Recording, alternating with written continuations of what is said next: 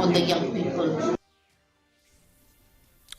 On Saturday, one day after the MBOs announced the SSLC and HSSLC arts results, Chairman of the Meghalaya State Planning Board, Met Bat Lingdo, visited Ridahun Wahlang, a resident of Laitdom Maule, a student of Laitdom Presbyterian Secondary School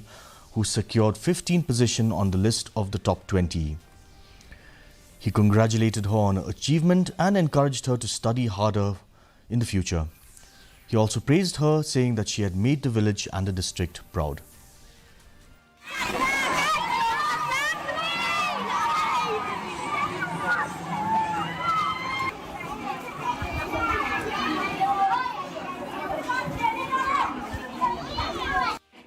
I'm sini kini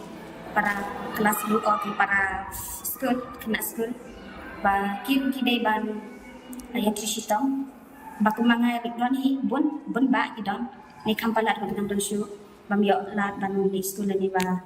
don jin jang hi ni sama gadu te kiru tarai ngai baik bagi don musim ba omla mundang kepersan bakadu saya ini poin bang sebelum aku tak kerja saya kan yo beli pun rumah